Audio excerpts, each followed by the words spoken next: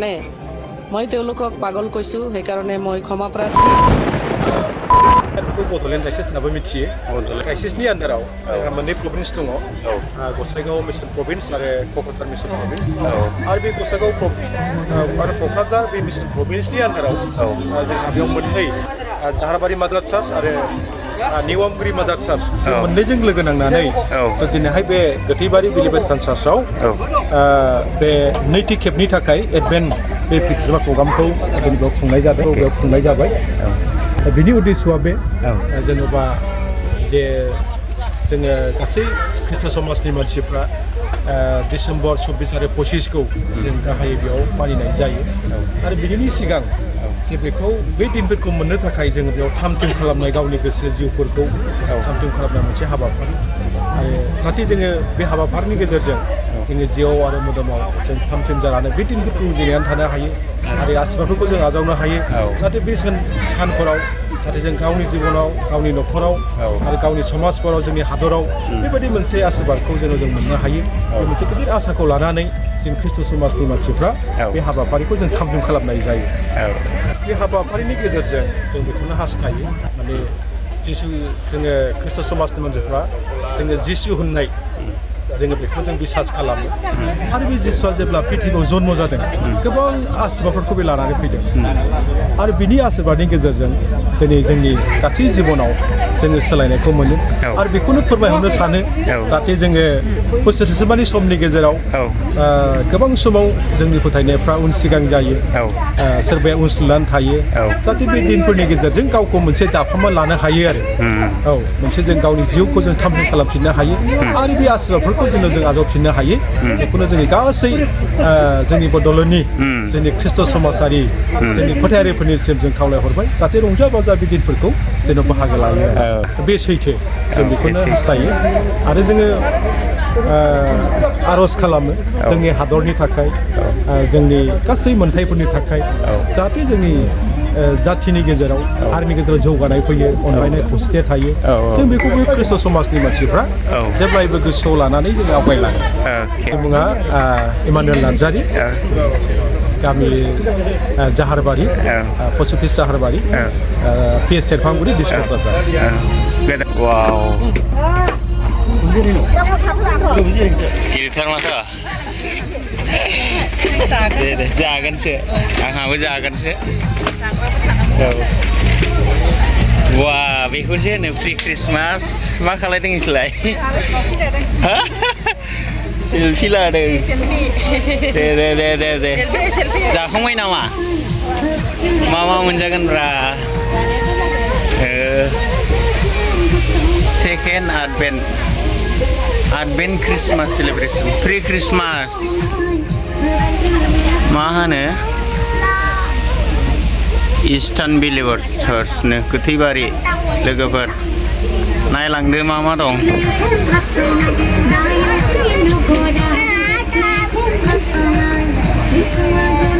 जिरायखांबायानोसै बाजैया जागोन ना रानगोन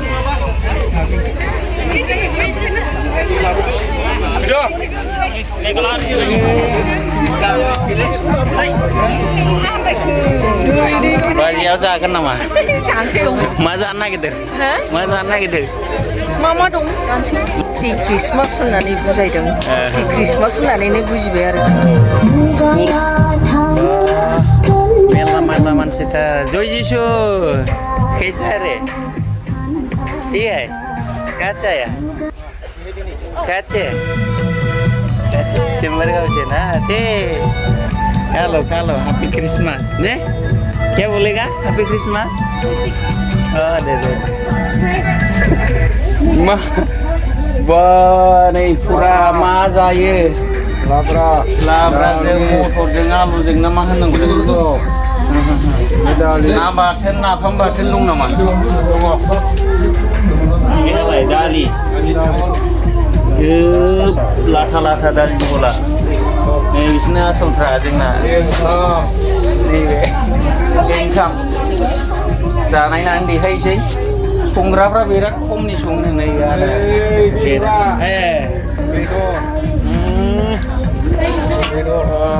Gimana?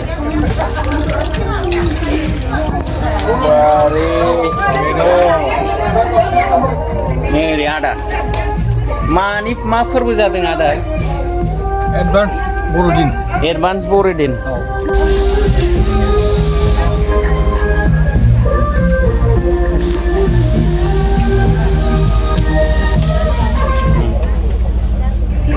Mabaidi जादों खोमा? Sama Boria जाबाय. मा माखौ जाखो? माखौ जाबाय आंहा? मानि ओंखाम जादों? Christmas celebrate. Free Christmas. Tahu बुलायबाय आं. खुसि जानांगौनो फ्रि क्रिसमास होनोबा मा गाबहां जायो खुगा गुवार सिनानै जानांगौ ओंखामखौ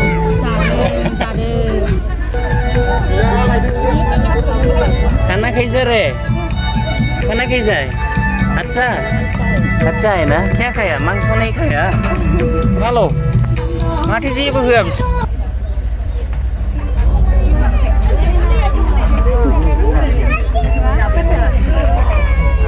मा जाखो आदा Uma, अमा ओमफ्राय labra, dali, bandu, बानलु संख्रि गोदै गासिखौ जाखाजोब्बाय जिसु मारang didi kena kaya kena kisau kena atsai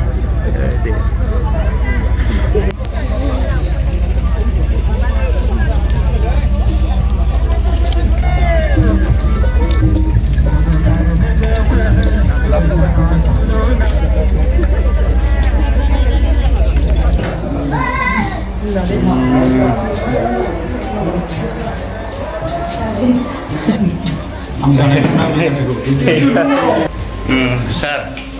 बे खुंनायजों जों बेखौनो फोरमायनो सानो दि दिनै जों एकदम क्रिसमास फालिनायजों लोगोसे जिसुनि जोनोम बिसयै जोङो रंजानायजोंहाय लोगो लालायदों जिहेतु जिसुआ जोंनि गोसो गोरबोआव थानानै अरायबो जोंनि जिउआव गोजोननाय रंजानाय आरो जोबनो गैयै गोथां जिउखौ होनानै बयखौबो संसाराव अनलायनाय खौसेथिजों दावगालांनो हायो आरो बे बुहुमनि गासैबो संसाराव थानाय सुबुं माहारिया जिहेतु जिउआव गोजोननाय गैयैफ्रा गोजोननाय मोनो रंजानाय गैयैफ्रा रंजानाय मोनो आरो आसा गैयैफ्रा जों आसा मिजिं मोननो हायो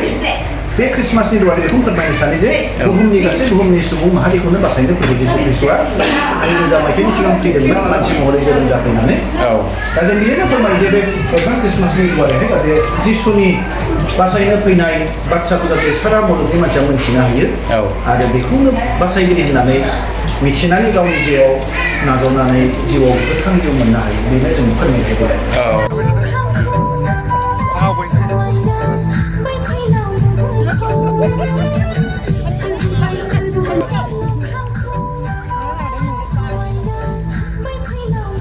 Nania mau जाखो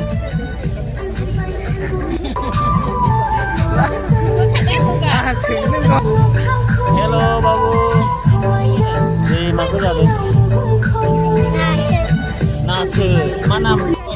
नोंना मा नाम जेहेल बसुमतारी बहाय चलाय मा जाखो अमा जाबाय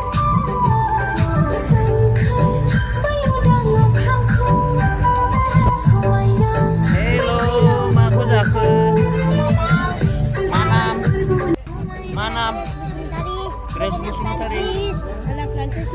मा क्लास आं क्लास 2 बहा फरायो Lubwiyw मा जानो लुबैयो डक्टर जागोन नोंहालाय मा जानो लुबैयो IPS very good बिसोरलाय मा माखौ जाखो हेलो मा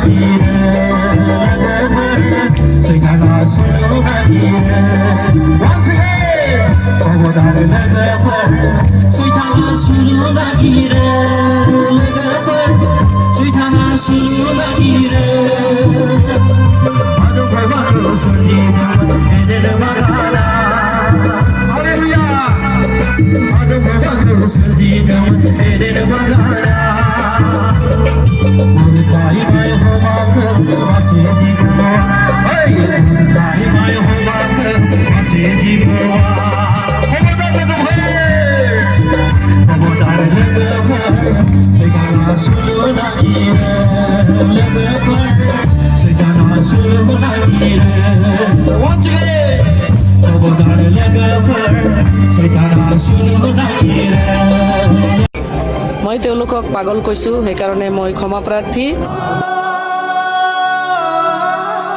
কথা মই যদি ভুল কৰিছোঁ তেতিয়াহে মই ক্ষমা খুজিম মইতো কোনো ভুল কৰা নাই বুলি মোৰ মনে ধৰিছে মই নিজে আত্মবিশ্বাসী মই কোনো ভুল কৰা নাই গতিকে ভুল যদি কৰিছোঁ তেতিয়া ক্ষমা খুজিম আপোনালোকে নিজেও ইনভেষ্টিগেশ্যন কৰিলে হ'ল সময় সীমা তেওঁলোকৰ ইচ্ছা হৈছে তেওঁলোকে বান্ধি দিছে মই ভুল কৰা নাই মই যদি ভুল কৰিছোঁ মই এটা ভুল কৰিছোঁ সেইটো কি জানে মই তেওঁলোকক পাগল কৈছোঁ সেইকাৰণে মই ক্ষমা প্ৰাৰ্থী কিন্তু সুস্থ মগজুৰে যাতে তেওঁলোকে ছাত্ৰ ছাত্ৰীসকলৰ হাতত যিটো তেওঁলোকৰ ফ্লেগ তুলি দি পেলাই আজি পবিত্ৰ সদনত যিটো আক্ৰমণ কৰিছে সেইটো যাতে তেওঁলোকে নকৰে কাৰণ ছাত্ৰ ছাত্ৰীসকলে যেতিয়া তাতে বা যিসকলে এইটো মানে পবিত্ৰ সদনটো আক্ৰমণ কৰিছিলে তেতিয়া কিন্তু তেওঁলোকৰ ফ্লেগ আছিলে হাতত তেওঁলোকেও নিজৰ স্থিতিটো স্পষ্ট কৰিলে ভাল পাম যে এই ফ্লেগটো সংগঠনৰ ফ্লেগটো তেওঁলোকৰ নহয় এইবিলাক ইনভেষ্টিগেশ্যন হ'ব আমাৰ BTC গভৰ্ণমেণ্টে ইতিমধ্যে ইনভেষ্টিগেশ্যনৰ কাৰণে FIR দাখিল কৰিছে আসাম গভৰ্ণমেণ্টকো মানে লিখিছে ইয়াৰ ওপৰত ইনভেষ্টিগেশ্যন হ'ব লাগে ইনভেষ্টিগেশ্যন হ'লে আপোনালোকে সকলোৱে গম পাব কি হৈছে কি হোৱা নাই